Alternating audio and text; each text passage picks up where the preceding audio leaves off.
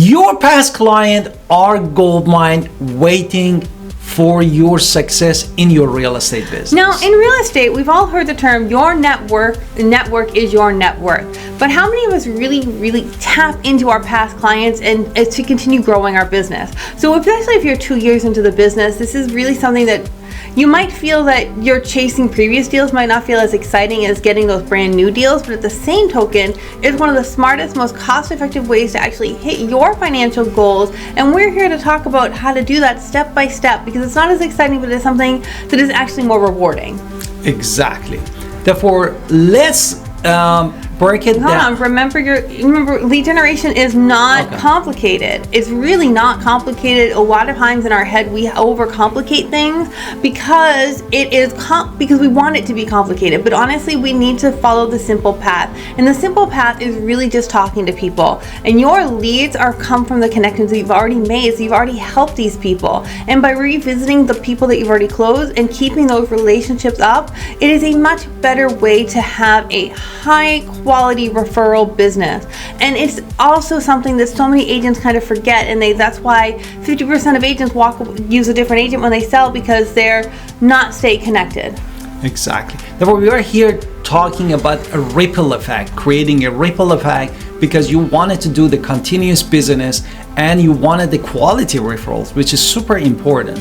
Now, let's break it down in a very practical, actionable steps that fit to your daily real estate business. Right, so the first one is, it's not about calling somebody you've never met and having them learn to trust you, because these people already know you, you've already helped them. So they already have experience firsthand. So I just want to remind you, so re-engaging isn't just about business. It's showing that you are a human being, that you care about them, and that you appreciate that you got to work with them, and looking for opportunities by staying connected. That's basically what I want to say. Now talk to me about the number one thing. Exactly. Therefore, the number one after this explanation that my wife gave you is reconnecting with the gratitude.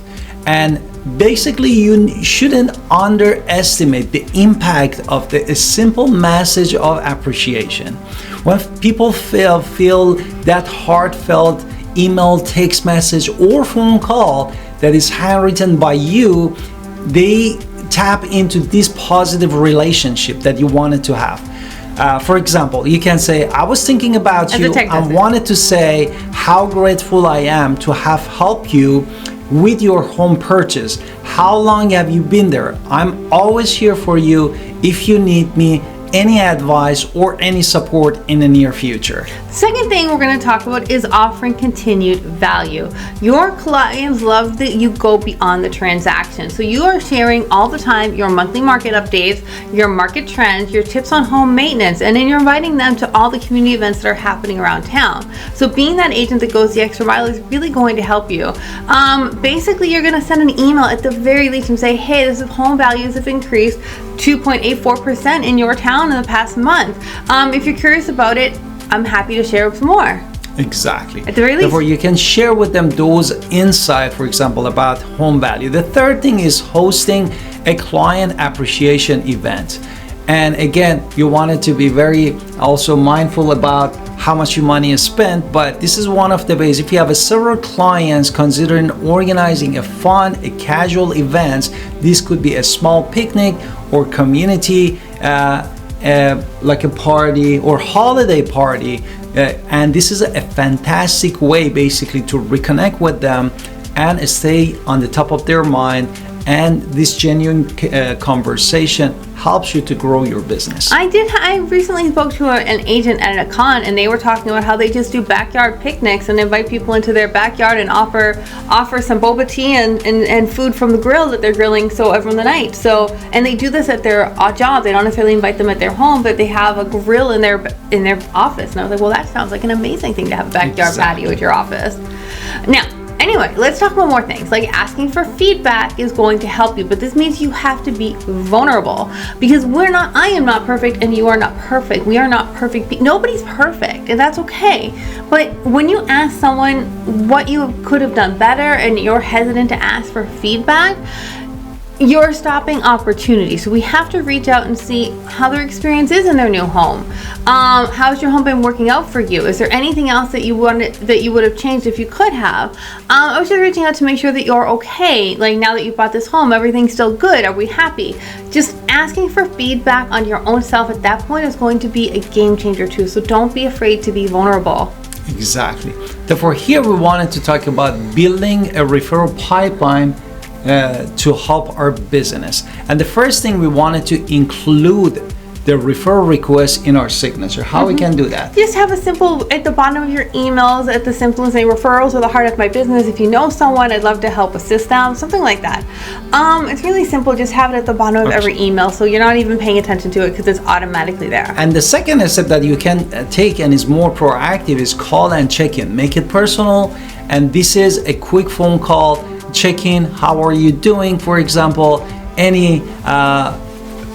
you need any advice, any services from me for the house that you purchased? And this way, also asking for a referral, that I help you, and I wanted to know if you were happy with my business. Can you refer me your friends, family members, or anybody that you know that they are in the market buying or selling the home? And the second thing another thing with this, if you're making a pipeline, is you have to create a routine for yourself and constantly check in. So regularly scheduled conduct, at least once a quarter, is going to help you. It can seem simple because you've had so many touch points to get new leads, but at the same token, staying centered monthly or quarterly about their market updates, seasonal tips, every year showing up at Christmas time and giving a small gift, or St. Patrick's Day, or some other just once a year just gift.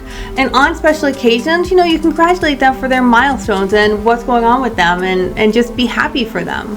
Exactly.